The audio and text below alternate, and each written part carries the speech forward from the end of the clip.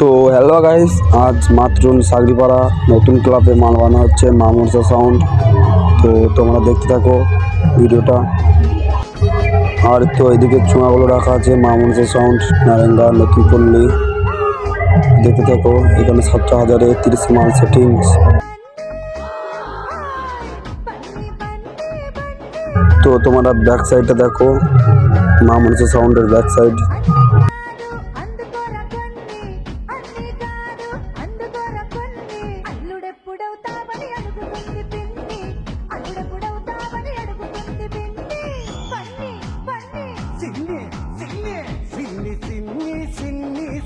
তো ফাইনালি আমাদের চুঙা বাঁধা কাজ কমপ্লিট হচ্ছে, আপনারা দেখতে থাকুন।